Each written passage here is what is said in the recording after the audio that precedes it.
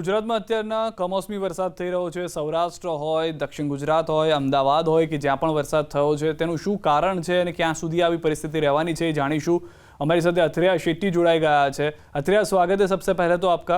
आपसे ये जानना चाहेंगे अगले 2 दिन में क्या होगा, बेमौसम बारिश का अनुमान क्या है, क्या कारण देख रहे हैं आप इसके बारे में? जी नमस्कार सिद्धार्थ जी, मुझे न्यूज़ 18 पे बुलाने के लिए बहुत धन्यवाद। जैसे हम देख रहे हैं कि कल रात से कुछ जगहों पे गुजरात में बेमौसमी बारिश फिर से देखने मिली है और आज भी दोपहर को अहमदाबाद के आसपास के इलाकों में हल्की बारिश देखने मिली थी।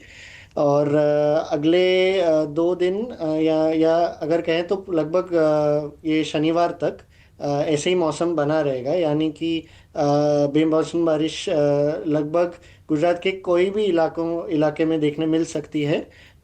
लेकिन इसके मैं अगर और बात करूं तो लगभग 25 तारीख तक जो सौराष्ट्र के इलाके हैं और उत्तर मध्य गुजरात के जो इलाके हैं और खासकर अहमदाबाद के आसपास, वडोदरा, इन इलाकों में सबसे ज़्यादा संभावना है बेमौसम बारिश की। और 25 से 28 फरवरी के बीच में जो सौराष्ट्र के तटीय इलाके हैं और जो दक्षिण गुजरात के इलाके हैं, इन इलाकों में सबसे ज़्यादा संभावना है। लेकिन जिस तरह से बारिश की आफत बनी हुई है, यदि आप स्पेसिफिकली बता सके कि कहाँ कहाँ होगी, क्योंकि रबी सीजन तैयार हो चुकी है, किसान जो है वो परेशान हो चुके हैं।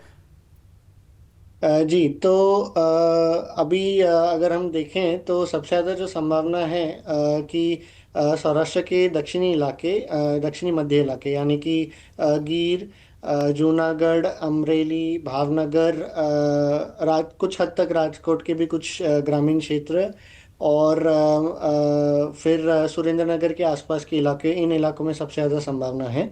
फिर अगर हम मध्य गुजरात की तरफ जाएं तो अहमदाबाद, गांधीनगर, मेहसाना और फिर थोड़ी उत्तर पूर्वी गुजरात की तरफ जो अरावली और दहोड़, और फिर अगर हम दक्षिण गुजरात की तरफ धीरे धीरे आए तो वडोदरा, सूरत, वलसाड, नवसारी, इन इलाकों में लगभग ये पूरे सप्ताह में और खासकर शनिवार तक बेमौसम बारिश की संभावना है। और ये ज़्यादातर हमें या तो दोपहर या शाम के समय में हल्की देखने मिलेगी जैसे आज देखने मिली थी, या फिर रात भर या जो सुबह सुबह की जो घंटे रहती हैं तब तभी देखने मिलेगी।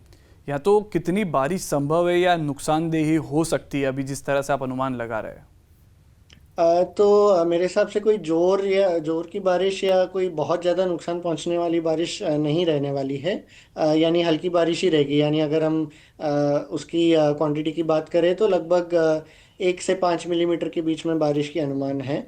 लेकिन क्योंकि अभी रबी की फसल तैयार हो रही है और आम और काजू के झाड़ों में भी अभी फूल और फल के समय है और फल लगने का समय है, तो इसलिए हल्की सी भी बारिश इन्हें नुकसान तो ज़रूर पहुंचा सकती है, तो इसलिए थोड़ी सतर्क रहने की ज़रूरत है। अतः जिस तरह से आप बताया कि बारिश और उसके साथ हवा का जोर भी कितना रहेगा, क्योंकि फसल है, आम के पेड़ है, को जिनको परेशानी हो सकती है या नुकसान हो सकता है। जी तो मेरे हिसाब से जो हम खासकर अप्रैल मई महीने में जैसे जिस तरह के जोर के मेघ गरजने की बारिश देखते हैं और जो एकदम नुकसान पहुंचाने वाले पवन देखते हैं उतनी नहीं रहेगी। लेकिन हाँ, अगर 5 मिनट के लिए अगर बारिश की कोई बौछारें आ गई तो उसमें लगभग 15 किलोमीटर प्रति घंटे की रफ्तार से ऐसी हल्की पवन की झटका थोड़ी बीच बीच में महसूस हो सकती है। और फरवरी के अंत में यानी कि 28 तारीख के बाद की बात करें तो क्या हाल चाल रहेगा, बादल रहेंगे या हटेंगे, क्या बता सकते हैं? जी तो अभी अगर हम देखें तो 28 तारीख तक काफ़ी जगहों पे बीच बीच में बादल आते जाते रहेंगे, बारिश भी एक आध जगह पे हो सकती है। और फिर उसके बाद में एक बार मार्च की शुरुआत हो जाए, यानी 1-2 तारीख, मार्च की 1 या 2 तारीख से हवामान में फिर से सूखापन आ जाएगा और आसमान साफ हो जाएंगे और गर्मी भी धीरे धीरे बढ़ने लगेगी। और फिर जो मार्च की शुरुआती सप्ताह है या शुरुआती जो 10 दिन है, यानी कि लगभग 3 मार्च से लेके 10-11 मार्च के बीच में गर्मी की बढ़ने की अनुमान है। और कुछ जगहों पे हीट वेव जैसी स्थिति हो सकती है जहाँ पे 38 डिग्रीज या फिर 40 डिग्री तक हमें तापमान देखने मिल सकती है। यानी कि अगर 28 फरवरी को बात कर दिया जाए और 1 मार्च से शुरुआत की जाए तो ये टाइम होगा जब गर्मी का जो जोर है वो ज़्यादा दिखने मिल सकता है। जी धीरे धीरे बादल साफ होंगे, आसमान साफ होंगे और फिर धीरे धीरे गर्मी बढ़ने लगेगी। लेकिन जो गर्मी का एक झटका जिस तरह से कह सकते हैं तो वो 3 मार्च से शुरू होकर फिर 10 या 11 मार्च के बीच में अनुमान है।